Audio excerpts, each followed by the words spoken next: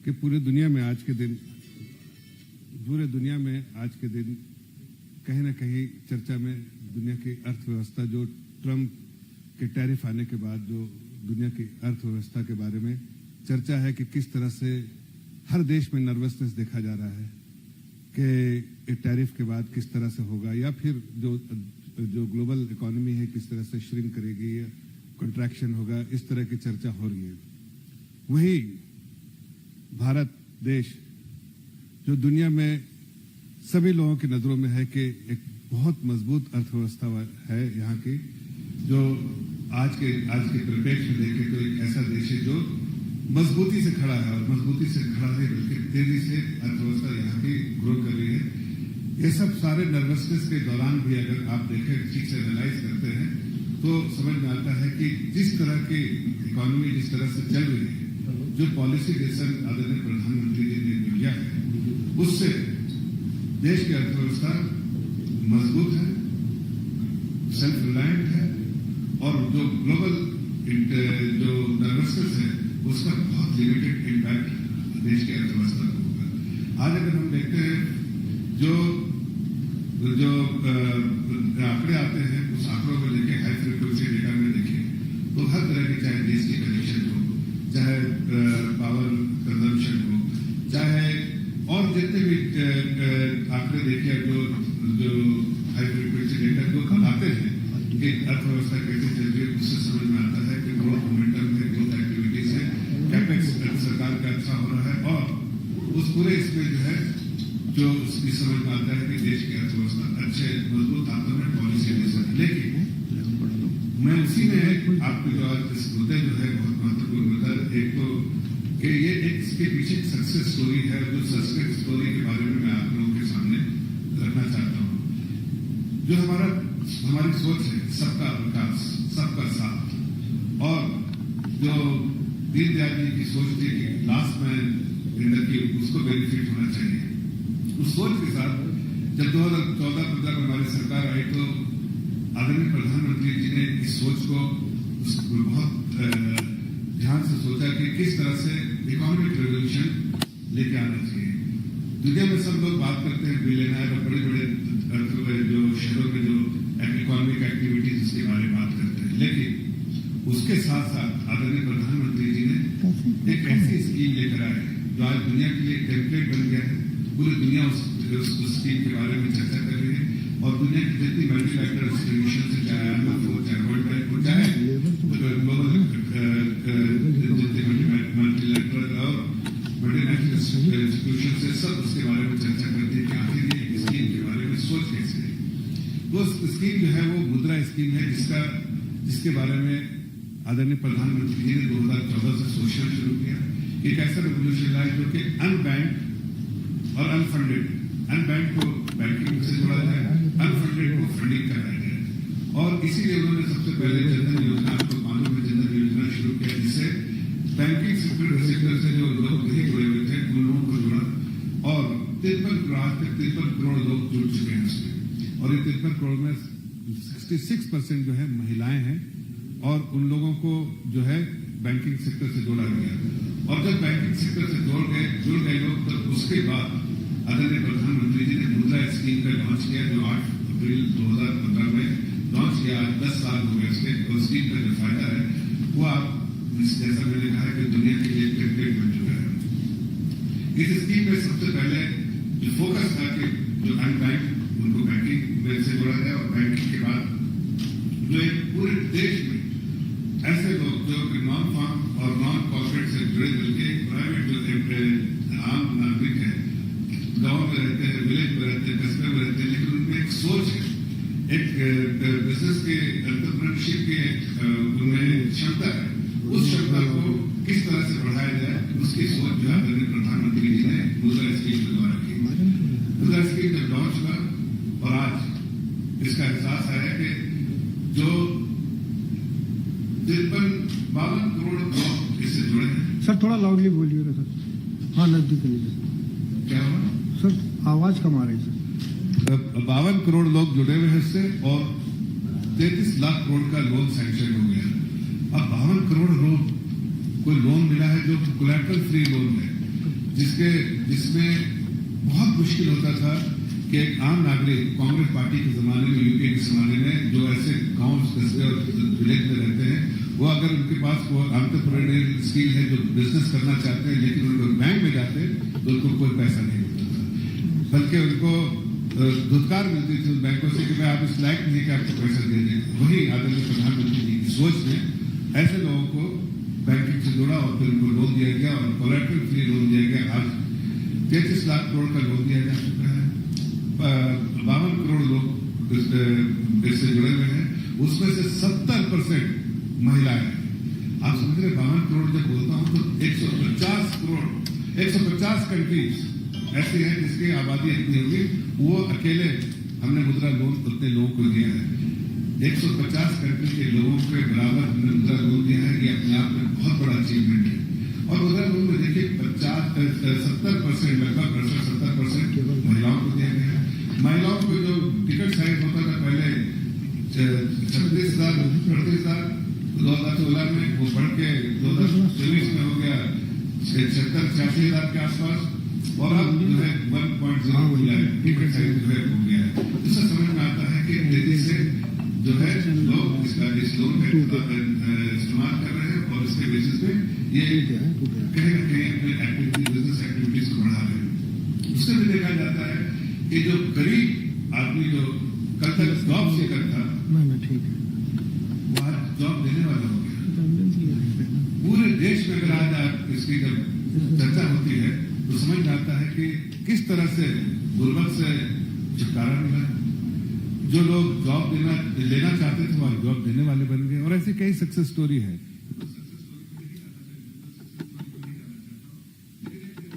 खुद सीतादास इतने बड़े टेलर शॉप करके कई लोगों को एम्प्लॉय कर रहा है। ऐसे बहुत सारे एग्जाम्पल्स हैं देश में जिसमें आज इसके बाद मुद्रा लोन लेने के बाद इस्तेमाल करते हुए आगे बढ़ते जा रहे हैं। जो खासकर अगर आप गाँव और विलेज में देखिए, जो नशा में लोग रहते थे, नशा से पीड़ित तो उनके नशा से छुटकारा मिला, और इसका बहुत बड़ा लाभ हुआ कि लोग इकोनॉमिक एक्टिविटीज में इन्वॉल्व हैं। तो सोशल ऑब्जेक्टिव भी पूरा किया आदरणीय प्रधानमंत्री जी ने, और इकोनॉमिक ऑब्जेक्टिव एक रेवोल्यूशन की तरह लेकर आए। आज बहुत सारे आंकड़े मैं आपको दे सकता हूं जिससे समझ में आता है कि एमएसएमई में किस तरह से इसका जो मुद्रा लोन से एमएसएमई सेक्टर में कितना बड़ा फायदा हुआ। एमएसएमई सेक्टर 2014 तक 15% कंट्रीब्यूशन उसका होता था, लेकिन आज टोटल बैंक क्रेडिट का, लेकिन आज वो जो है बढ़ के 20% हो गया। महिलाओं को जैसे मैंने कहा 70% महिलाएं हैं। एससी एसटी और ओबीसी उसका जो है 50% से ज्यादा कंट्रीब्यूशन इनको है, जो लोन लेने वाले बेनिफिशियरीज हैं। तो बाबा जी अम्बेडकर साहब के बारे में जो आदरणीय प्रधानमंत्री जी ने जो कई बार उनको इतना मान सम्मान देने का काम किया, वही कांग्रेस पार्टी सिर्फ जो कॉन्स्टिट्यूशन को पॉकेट में लेके घूमते, लेकिन कॉन्स्टिट्यूशन को फॉलो नहीं करते। जो सोच थी बाबा साहब की उसको पूरा करने का काम हमने किया, इसलिए कि जो marginalise section of the society, इस पूरे मुद्रा लोन के में से 50% से ज्यादा लोग ऐसे हैं जो कि एससी एसटी समाज से या ओबीसी समाज से आते हैं और उनको उसका बेनिफिट मिला है। इसके अलावा भी अगर आप देखिए तो माइनॉरिटी 11% इसमें माइनॉरिटी समाज से आते हैं। मुस्लिम तबका जो बहुत गरीब रहा था, सच्चर कमेटी की रिपोर्ट बताती है, उसमें मुस्लिम महिलाएं, खासकर मुस्लिम महिलाएं को इसका बहुत बड़ा लाभ मिला है। मुस्लिम समाज के लोगों को बहुत बड़ा लाभ मिला है और इसके इस मुद्रा लोन के बेनिफिट्स उनको मिले हैं। जब पहले जो स्कीम शुरू हुई थी, शिशु स्कीम, उससे अब बढ़ के जो पहले 92% शिशु जो 50,000 तक के स्कीम होता है, वो स्कीम से बढ़ के अब जो है दूसरे स्कीम में जो लोग गए हैं उसमें 50,000 से 5 लाख वाले स्कीम में अब 45% लोग ये स्कीम में हिस्सा ले रहे हैं, इतना बड़ा लोन ले रहे हैं। इससे समझ में आता है कि माइक्रो सेक्टर से बढ़ के अब स्मॉल सेक्टर में ज्यादा फोकस हो गया है और लोग उसका बेनिफिट्स उठा रहे हैं। तो ओवरऑल आप देखिए तो आज इस रेवोल्यूशन की वजह से जो भारत सेल्फ रिलायंट बना है, वो इस सोच के वजह से बना है कि प्रधानमंत्री जी ने इस सोच को दिया, जिससे आज एक इकोनॉमिक रेवोल्यूशन ग्रास रूट पे हो रहा है, गांव देहात कस्बे में हो रहा है, जहां पहले कभी किसी ने सोचा नहीं था कि बैंकिंग सेक्टर पहुंच पाएगी, लोग बैंक से जुड़ेंगे या फिर उनको लोन मिलेगा, कोलैटरल फ्री लोन मिलेगा। आज ये पूरी सोच से आज देश की अर्थव्यवस्था जो इतनी मजबूत है, जो कंट्रीब्यूशन जो है रूरल सेक्टर से आ रहा है और जिस तरह का जो जॉब सीकर से जॉब गिवर हो गए, ये सारी चीजें जो है वो सोच की वजह से है, जो आदरणीय प्रधानमंत्री जी ने 10 साल पहले 8 अप्रैल 2015 को मुद्रा स्कीम को लेकर जब इन्होंने इंट्रोड्यूस किया था, इसी सोच के द्वारा किया था। आज इसका बेनिफिट जो है पूरे देश के हर ऐसे नागरिक को मिल रहा है जो कभी भी ये सपना उनका होगा कि मैं किसी तरह से बिजनेसमैन बनूं या बिजनेसवुमेन बनूं, लेकिन वो पूरा नहीं कर पाए। आज ये सिर्फ देश में नहीं बल्कि IMF ने एक बार नहीं अनेक बार, वर्ल्ड बैंक और ऐसी बहुत सारी मल्टीलैटरल इंस्टीट्यूशंस हैं, बैंकिंग फॉरेन बैंक्स हैं या फॉरेन इंस्टीट्यूशंस हैं, जिन्होंने इसको सराहा है और कहा जिस तरह से ग्रास रूट लेवल पे और महिलाओं को जिस तरह से एंगेज करके बिजनेस में जोड़ा गया है, वो अपने आप में एक एग्जाम्पल है, एक टेम्पलेट है दुनिया के लिए फॉलो करने के लिए। और मुझे लगता है जिस तरह से आयुष्मान भारत आज पूरी दुनिया में फॉलो किया जा रहा है, उसी तरह से मुद्रा स्कीम जो है देश जो भारत में आदरणीय प्रधानमंत्री जी की अगुवाई में जो लॉन्च किया गया था, आज पूरे दुनिया में इसका बोलबाला है और लोग इसको जो है इसको एक टेम्पलेट की तरह देख रहे हैं कि इसको फॉलो करने से देश की अर्थव्यवस्था किस तरह से सेल्फ रिलायंट बनती है, मजबूत बनती है और ग्लोबल शॉक में भी इस पे उतना बड़ा इम्पैक्ट नहीं होता है। तो आज का एक ये सक्सेस स्टोरी जो है जिसके बारे में हम आप लोगों के सामने रख रहे थे। लेकिन दूसरी एक और अहम जो चीजें हैं जो आपके सामने बोलना चाहता हूँ वो तमिलनाडु से। आपको मालूम है कि तमिलनाडु में जो एक सरकार DMK की है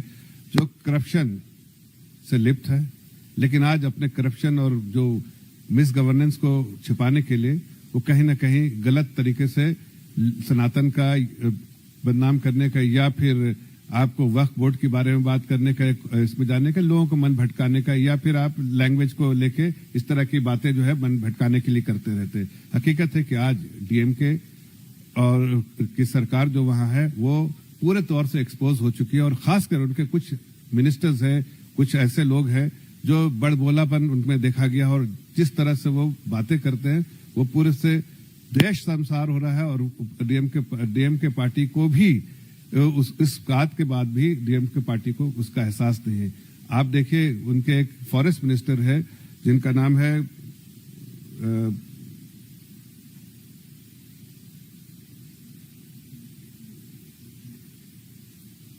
पोनमुदी जो उनके फॉरेस्ट मिनिस्टर है, जिस तरह से उन्होंने हिंदू धर्म के मानने वाले 2 वैष्णविट्स एंड शैविट्स जो वो दोनों का अपमान किया है, दोनों सेक्ट का, ये सिर्फ इसलिए कि इन्हें ये जानते हैं और जिस तरह से हिंदी बोलने वालों को पानीपुरी सेलर्स के तौर पे उन्होंने बात की है। एक बार नहीं अनेक बार जो है इस तरह की बातें की है जिससे समझ में आता है कि उनकी अपनी कमजोरियां जो है उसको छिपाने के लिए इस तरह की बात कर रहे हैं और कहीं ना कहीं सनातन धर्म का कहीं ना कहीं बार बार अपमान करते हैं, यह हिंदू धर्म मानने वालों का अपमान करते हैं। आज जब आदरणीय गृह मंत्री जी ने वहां पर AIADMK और बीजेपी का अलायंस का अनाउंसमेंट किया, उसके बाद हम तो बार बार डिमांड कर रहे थे कि जो उनके फॉरेस्ट मिनिस्टर पे कार्रवाई हो, लेकिन DMK जो है वो बिल्कुल कार्रवाई नहीं कर रही थी, जबकि पूरा दुनिया थू थू कर रहा है और इसके बारे में चर्चा पूरे दुनिया में हो रही है कि किस तरह से एक मिनिस्टर होते हुए, सरकार मिनिस्टर होते हुए किस तरह से अपमानित होने वाली बात कर रहे हैं और एक हिंदू धर्म के को कहीं ना कहीं अपमान करने का काम कर रहे हैं। फिर भी उन पर कोई एक्शन नहीं हुआ। लेकिन जब अनाउंसमेंट हुआ तो उससे समझ में आ गया, जब ये अलायंस का अनाउंसमेंट हुआ तो उससे समझ में आ गया कि आज भारतीय जनता पार्टी और AIADMK 100% वहां जीतेगी और उसका दबाव जो है उनके उसमें दिखा कि उन्होंने अपने मिनिस्टर को मिनिस्टरशिप से तो नहीं हटाया लेकिन पार्टी के पद से हटाया। लेकिन हम डिमांड करते हैं कि जिस तरह से उन्होंने अपमान किया है उससे उनको उनके मिनिस्टरशिप से हटाना चाहिए और फॉरेस्ट मिनिस्टर जो हैं उनको वहां से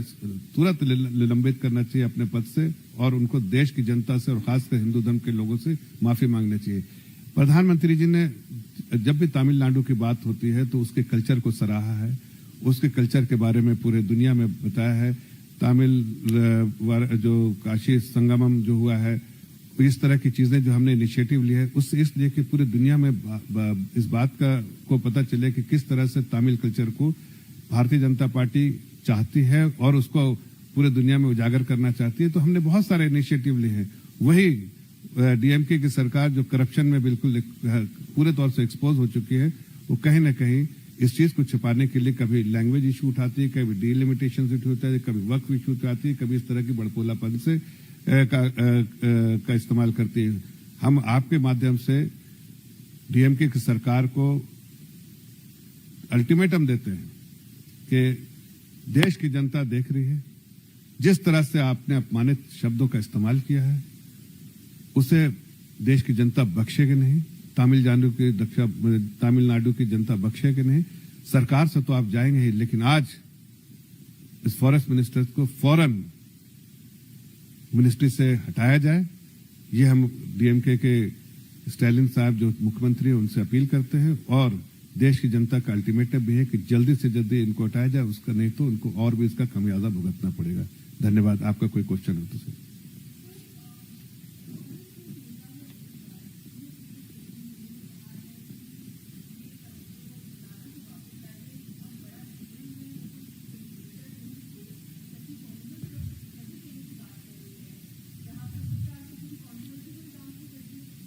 देखिए, उदित राज क्या कह रहे हैं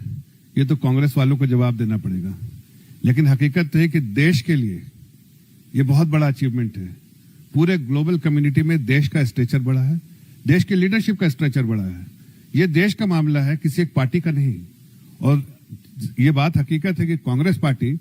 जिस तरह से ग्लोबल प्लेटफॉर्म पे जब उनकी सरकार थी टेररिज्म के खिलाफ लड़ना चाहिए था, उन्होंने नहीं लड़ा। आज इसी का नतीजा है कि आदरणीय प्रधानमंत्री जी ने पूरे दुनिया में हर प्लेटफॉर्म से, ग्लोबल प्लेटफॉर्म से आतंकवाद के खिलाफ लड़ाई का मोर्चा खोला, और उसका नतीजा है कि आज तहव्वुर राना जैसे आतंकवाद फैलाने वाले लोग और आतंकवादी आज हमारे शिकंजे में हैं, और देश के कानून के हिसाब से उनको सजा मिलेगी।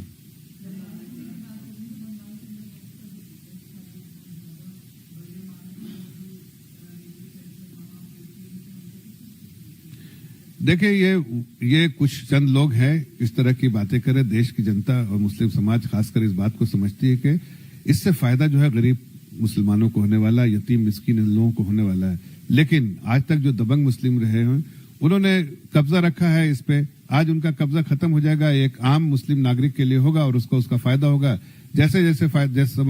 लोग को समझ में आ रहा है, वर्गलाने की कोशिश कर रहे हैं लोग, उनके बहकावे में नहीं आ रहे हैं, लेकिन कुछ चंद लोग हैं वो भी समझ जाएंगे तो इस तरह की हरकतें छोड़ देंगे।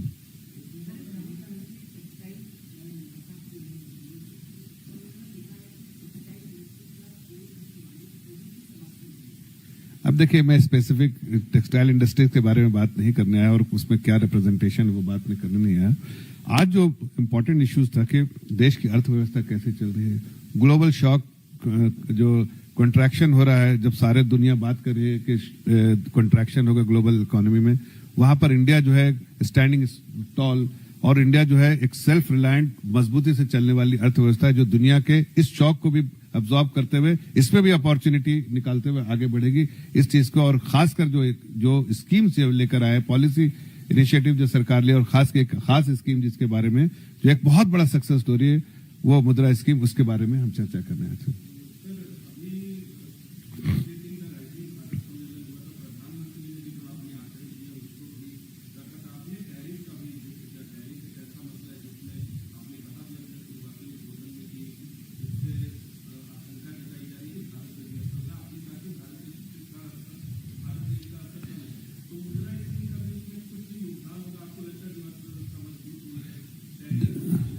देखिए, मैंने वही कहा कि आज दुनिया में नर्वसनेस है। उस नर्वसनेस में हिंदुस्तान एक ऐसे कंट्री है जो पूरी दुनिया देख रही है कि बहुत अर्थव्यवस्था यहाँ स्ट्रांग है, और उसका बहुत बड़ा कारण था कि जो आदरणीय प्रधानमंत्री की जो सोच थी कि ग्रास रूट लेवल पे ऐसा इनिशिएटिव लिया जाए कि ताकि एक छोटे छोटे जो एंटरप्रेन्योर है, ये लोग हैं, देश की जनता, उसको जोड़ा जाए इकोनॉमिक एक्टिविटीज के लिए। आज वो अर्थव्यवस्था में कंट्रीब्यूशन उनका है, एमएसएमई सेक्टर में उनका बहुत बड़ा कंट्रीब्यूशन है, और मैन्युफैक्चरिंग स्पेस में भी उनका कंट्रीब्यूशन है, सर्विसेज स्पेस में भी उनका कंट्रीब्यूशन है। तो उनकी वजह से जो है देश की अर्थव्यवस्था मजबूत हुई है।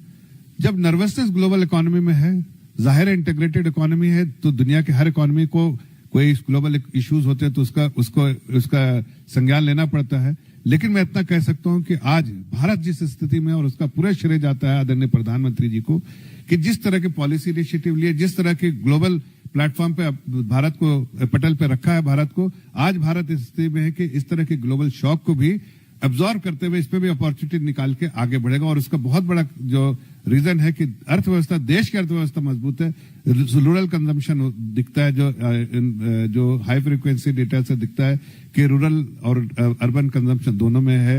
एक तेजी है, और जो डिमांड जो है वो बढ़ रहा है। तो कहीं ना कहीं देश की अर्थव्यवस्था अच्छी रहेगी, इसका अनुमान है।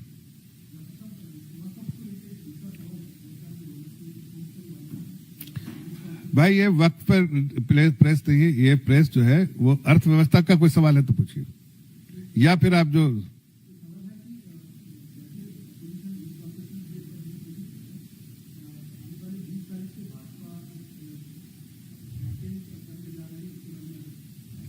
देखिए, हम लोगों को जो गुमराह कर रहे हैं, बहुत सारे ऐसे संगठन हैं जो मुस्लिम समाज के गरीब लोगों को गुमराह करने, जो बेनिफिशियरीज होने वाले हैं उनको गुमराह करने की कोशिश। हमारा कर्तव्य है कि जो देश के हित में अच्छा और मुस्लिम समाज के गरीब लोगों के हित में अच्छा जो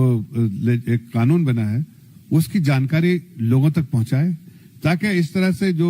गुमराह करने की कोशिश है वो विफल हो। और वैसे भी विफल होगी इसलिए कि, और हम उनको इनके बेनिफिट ले जाके ताकि बताएं, ताकि उनके अवेयरनेस जो है वो बढ़िया अवेयरनेस कैंपेन है और जो हर लोगों तक जाके इसकी जानकारी देंगे। और कोई क्वेश्चन नहीं तो मैं बस आप लोगों का धन्यवाद करता हूं कि आप इस प्रेस